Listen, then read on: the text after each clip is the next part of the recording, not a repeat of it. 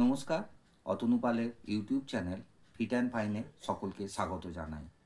আজকে আমি যে বিষয়টা নিয়ে সকলের সামনে উপস্থাপন করতে চলেছি সেটা হচ্ছে নারী স্পন্দন বা ইমপালস বা পালস। যখনই আপনারা ডাক্তারবাবুর কাছে যাবেন, আপনাদের হাত ধরে একটা 3 আঙুল দিয়ে জিনিস মাপা হয়, সেটাকেই আমরা সাধারণত নারী স্পন্দন বা পালস বলে থাকি। জিনিসটা কি না, যখন রক্ত ধমনীর মধ্য দিয়ে প্রবাহিত হয়, ধমনীর মধ্যে হৃৎপিণ্ডের সংকোচন প্রসারণের ফলে একটা ছন্দগত স্ফীতি বা পাম্পিং আমরা অনুভব করতে পারি। সেটাকেই আমরা স্বাভাবিকভাবে ইম্পালস বা পালস বা নাড়ির স্পন্দন বলে থাকি। এর ফলে না স্বচ্ছ রক্ত, শুদ্ধ রক্ত, সেটা সারা দেহে সঞ্চালিত বা প্রবাহিত হয়। তাই একে আমরা হার্ট পাম্পিং রেটও বলে থাকি। এটা কিভাবে মাপা হয় না, এটা মাপা হয় হাত এবং গলা বা পায়ের সুপারফিশিয়াল যে আটারিগুলো আছে সেইগুলোর মাধ্যমে। হাতে রেডিয়াল আটারি, গলায় করোটিড আটারি এবং পায়ে ফিমোরাল আটারির মাধ্যমে এটা মাপা হয়। সদ্যজাত কোনো বাচ্চার আমরা যখন এই পালস রেটটা মাপি, সেটা সাধারণত 70 থেকে 90 বিটস পার মিনিট হয়ে থাকে। আর যদি কোনো অ্যাডাল্টের মাপা হয়, সেটা সাধারণত 60 থেকে 100 হয়ে থাকে। আর যদি চাইল্ডের ক্ষেত্রে আমরা দেখি, সেটা 80 থেকে 120 পার মিনিট হয়ে থাকে। এবার আমরা জানব যে এই জিনিসটার তারতম্য কিভাবে ঘটে বা এই নাড়ী স্পন্দন কী কী বিষয়ের উপর নির্ভর করে।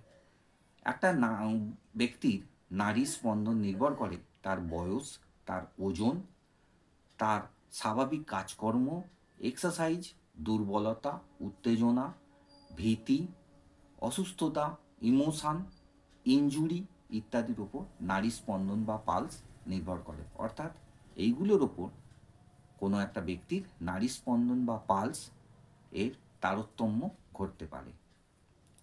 এবার আমরা জানব যে এই জিনিসটা কিভাবে তৈরি হয়, পালসটা কিভাবে কোথা থেকে তৈরি হয়। না, আমাদের হৃৎপিণ্ডের ডান অলিন্দ বা রাইট অ্যাট্রিয়ামের উপরের প্রাচীরে একটা ছোট্ট অংশ আছে যেটাকে আমরা SA নোড বা সাইনু অ্যাট্রিয়াল নোড বলে থাকি।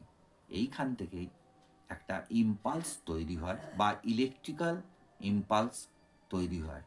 সেইটা তাই জন্য আমরা এই সাইনু অ্যাট্রিয়াল নোডটাকে আমরা পেসমেকারও বলে থাকি। এই ইলেকট্রিক্যাল সিগন্যাল তৈরি হয় তৈরি হয় সাইনু এসে নোডেতে এবং সেটা অলিন্দের সংকোচন ঘটায়। ফলে রক্ত নিলয়ে পৌঁছয় এবং সেখানে ভেন্ট্রিকেলগুলোতে, সেখানেও আর একটা নোড আছে, দ্বিতীয় নোড, সেটাকে আমরা বলে থাকি AV নোড বা অ্যাট্রিও ভ্যান্ট্রিকুলার নোড। যার ফলে সেইটা সেখানে যখন এই ইম্পালসটা পৌঁছায় তখন নিলয়দ্বয় বা ভেন্ট্রিকুল দুটো সংকোচন ঘটে, ফলে রক্ত সারা দেহে ছড়িয়ে পড়ে। আমরা একটু এই ইলেকট্রিক্যাল ইম্পালসটা কিভাবে কোথা দিয়ে ছড়িয়ে পড়ে সেটা একটুখানি বলে নিই। সেটা হচ্ছে প্রথমে তৈরি হয় এসএ নোডেতে, সেখান থেকে ইন্টার নোডাল পাথওয়ে হয়ে এভি নোডে পৌঁছায়, এভি নোড হয়ে সেখান থেকে হিস বান্ডেলে যায়, হিস বান্ডেল থেকে দুখানা ভাগ হয়ে যায়, ভাগ হয়ে একটা রাইট বান্ডল ব্রাঞ্চে চলে যায়, একটা লেফট বান্ডল ব্রাঞ্চে চলে যায়। সেখান থেকে আবার তারা কন্ডাকশান পাথওয়ে হয়ে পার্কিনজি ফাইবার এর মাধ্যমে নিলয় দুটির মধ্যে পৌঁছে যায় এবং এদের এই ইম্পালসের জন্যই নিলয় দুটি বা ভেন্ট্রিকুল দুটি সংকুচিত হয়। এবার আমরা জানব যে এই দুটো থেকে আমরা কি বুঝতে পারি। যদি আমরা কোনো স্বাভাবিক বস্তুর রেস্টিং কন্ডিশনে অর্থাৎ 10 মিনিট বিশ্রামরত অবস্থায় যদি দেখি আমরা তার পালস রেট 60 বা 100 এর মধ্যে পার মিনিট হয়েছে, তাহলে জানব সে ব্যক্তি স্বাভাবিক এবং সুস্থ অবস্থায় আছে। যদি দেখা যায় এই স্পন্দন 60 এর নিচে হয়, তখন আমাদের বুঝতে হবে। কিন্তু ছন্দ যদি ঠিকই থাকে, অর্থাৎ দুটো পালসের মধ্যে যদি যে সময়ের ব্যবধান সেটা যদি ঠিকই থাকে, তাহলে জানবো আমরা এসএ নোড কাজ করছে না।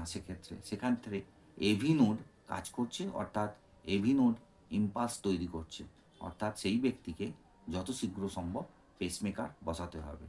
আর যদি দেখা যায় এই 60-এর বা 60 বা তার নিচে চলে গেছে ইম্পালস, এবং তার মধ্যে ছন্দ পতন ঘটছে, অর্থাৎ দুটো পালস বিটের মধ্যে একটা সময়ের তারতম্য রয়েছে ব্যবধানের, সেক্ষেত্রে আমরা বুঝতে পারবো যে তার কোনো একটা জায়গায়, সেটা হতে পারে রাইট বান্ডল ব্রাঞ্চ অথবা লেফট বান্ডল ব্রাঞ্চ, এই সব জায়গায় কোনো একটা জায়গায় ব্লকেজ আছে, তাই তার ইম্পালস এই রকম অ্যাবনর্মাল দেখাচ্ছে। সেক্ষেত্রে সেই ব্যক্তিকে যত শীঘ্র সম্ভব ইসিজি করিয়ে তাকে বাইপাস সার্জারির জন্য অ্যাডভাইস দিতে হবে।